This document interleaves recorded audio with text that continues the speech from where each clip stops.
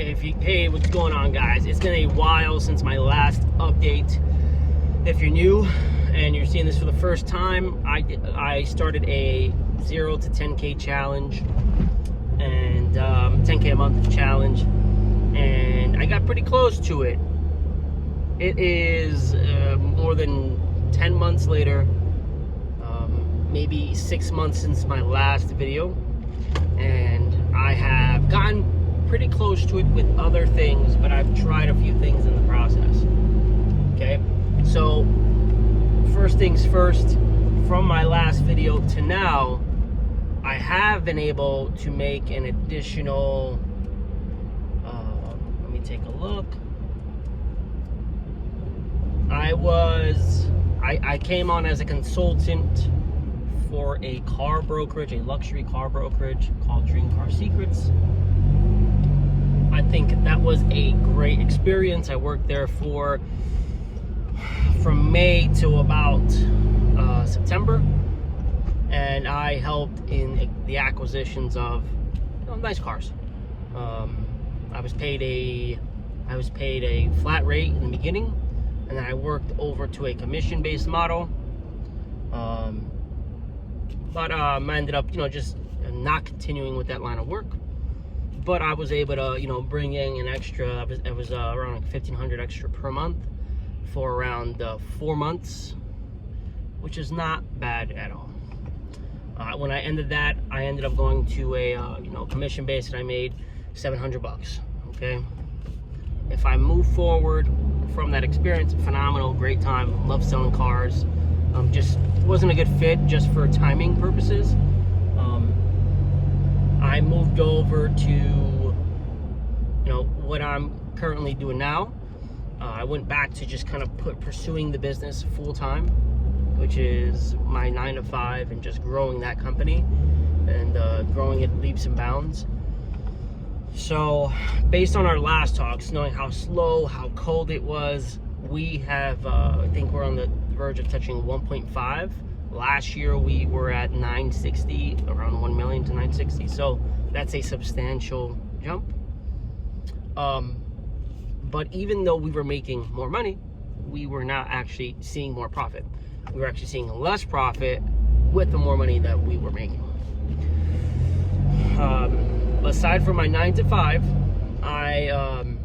and all the construction work that I've been doing around my house, appreciation, close to 200, or like I'd say anywhere between $100,000 and $150,000 of appreciation for my property between the work that I'm doing. I've also been able to make an additional, I'd say, another $2,000 for side work, such as demolition, pulling carpets, repairing floor joists, not foundation, but like subfloor repair. Well, maybe that was closer to $1,000. And I'm going to be taking on a little bit more side work for flooring, and that's going to be another $3,000. I'm going to be bringing in top line, not bottom line. Bottom line probably 2 out of that, but it's looking pretty good. Aside from that, on the legal side, I play in this beautiful gray area. Been able to find some ways to get my utility company to pay up for having poles on my land. That's going to be about $5,000 from one company. I'm going to get paid for. Another thing that I was able to do is reduce my taxes on my property.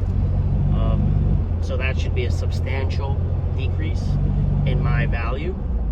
In not just making money, but since I was able to substantially curve the amount of money that comes out of my net income, my actual bills after taxes, I've been able to make way more. I'm not seeing any of that just yet, but I will be seeing that come January, right?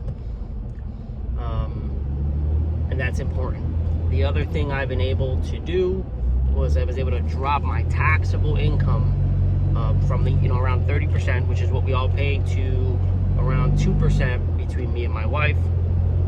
So instead of us having a around the $30,000 tax bill, gives you a good idea of where we are. We actually had a 2% tax bill, which puts us at, you know, basically around like $3,000 in taxes for a little bit over $100,000 of income. You know, so this is huge. This is exactly why people say depreciation is amazing, especially for the common man, because if you are a random Joe Schmo, you're not like super smart, but you just, you know, you say, hey, I'm gonna buy a property this year, super cheap, crappy, the cheapest property you could buy in the town, in the state you work in. You could offset that 30% that you're gonna pay out of your check. Say, hey, instead of telling your boss take it out, say, hey, look, I'm gonna choose to pay it back. They're gonna send me a bill. I'll use my real estate to pay for some of that.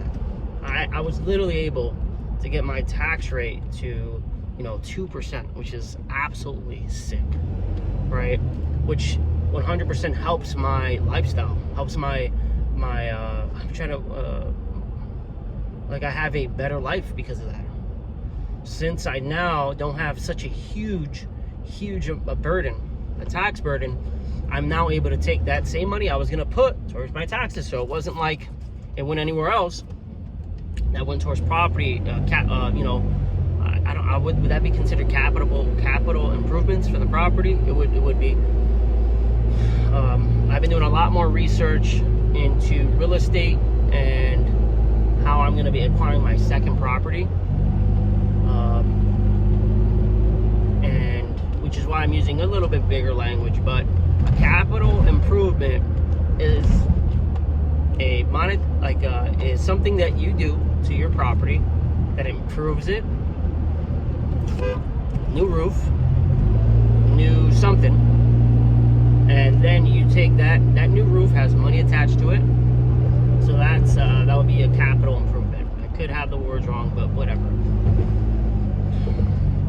I was able to use something called depreciation, baby. Depreciation is phenomenal. This year was 30%. So I was able to deduct $30,000 of income against my taxes, which brought my tax burden to 2%. So you could say in essence 28% or whatever it is. So depreciation is this amazing thing that allows you to do something called a cost segregation, which just allows you to determine what parts of your house can and are being used for a business purpose. And even if that business is, let's say, you're selling lollipops, chapsticks, and you're selling that out of your house, you could determine that, let's say your living room is where your business is, that is a certain percentage of the house. That percentage of the house is now, let's say the house is $100,000. I know this is math, $100,000. And let's say that living room accounts for 15% of the size of the house. You can now deduct $15,000 off of the house. And you could start to depreciate that, which all that means is you could force depreciation, which just means that over 30 years, you're gonna have to make repairs, paint, trim, plumbing. You're gonna have to hire sheetrockers. You're gonna have to hire someone to maybe do your windows, and you're gonna literally accelerate what it may cost to do that in the future. And you could take those credits, right? And you could push that till your current tax period, your tax payment, and that will cover your tax bill. Long story short, whatever you use for business purposes, you can now begin to deduct parts of that against your income to reduce your taxable income. I know this sounds all about a mumbo jumbo, but it's amazing. Taxes are always pretty scary, but if you just meet them head on, you may have to pay a penalty. They can say you owe us $1,000. Who cares? Because if all you're doing is, let's say, even if you're renting your garage to yourself, you're exposing that income. Let's say you made $2,000 over the $5,000 over the course of a year renting your garage out, which means if you're gonna pay taxes on that $5,000 that you made, right? Say you took all that money in cash, right? So you could find a way to create receipts for it, and you rented it to yourself. Let's say you have you have your lipstick business or your chapstick business that you sell chapsticks. It could be Chapsticks R Us doing business as, or Mark Sanchez doing business as Chapsticks R Us. Okay, extremely simple, and you could pass all this stuff through your sole proprietorship. Ideally, way better through an LLC, but just so you don't convolute things, this is kind of the best route you could go. It's amazing. Getting a chance to keep what you're working for, keep more of it, have more of it with you. You get to develop real security, you get to save up more money, you get to do way more with it. And this is why it's so much, this is why people talk about it's way more important to work on what you keep versus what you spend, or what you make. Yes, at the same time, you could control what you make by learning new skills. But if you go from making $70,000 to now you're making $98,000, you gave yourself a $20,000 raise by learning taxes, how taxes work, how you can use parts of the tax code to live a better life. And it's not hard. It's a few, maybe I'm lying, but it's some time to study. But we spend more time, I've spent more time playing video games. I've spent more time stressing over things. I've spent more time searching on Google worthless things. I could spend an hour, 2 hours reading up the laws, seeing how it works, asking chat, how does this work? How do I fill this out? I'm like, how can I make this work? But why? Why am I doing that? Because we have to determine, at a certain point, we have to pay a price for what we have.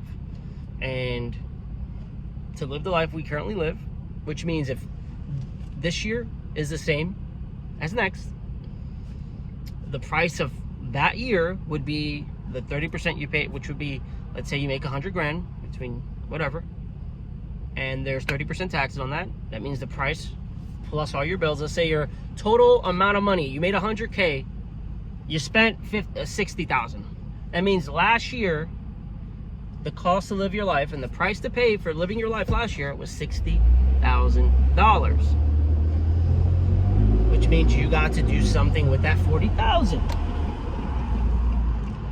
But what actually happens, because of taxes, is you don't make that 100,000.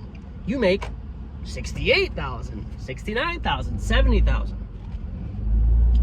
And with that $70,000, you now have to go live your life. So you're now gonna, instead of you having $40,000 in bills, that $40,000 goes against the 70 instead of the 100. So now you start at a way lower number. So the price you're paying is not just 30, you're paying probably close to 70 after all your bills, lifestyle, flights, everything.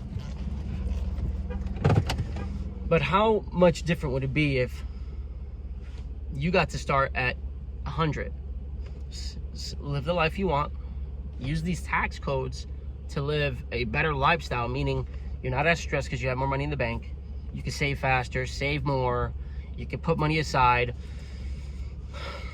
and let's say your bills are still the same, 40 grand. That means at the end of the year, if you use the tax code the right way, you had $60,000, around 58, 55, or 50 to play with instead of 30, right? Because that $30,000 is, the difference between, let me see, the difference between $100,000 net And $70,000 net is huge. We're talking, if you're netting $100,000, that means your income is close to 130 or even 140. If you're netting $70,000, your income is closer to 90 or 100. So this is why this is so important, and why I'm harping on it. Because if you can begin to, like, just learn about the tax code, the average person can live a substantially better life, and you could, it's literally the same amount of work. But stay tuned for the next video. Bye-bye.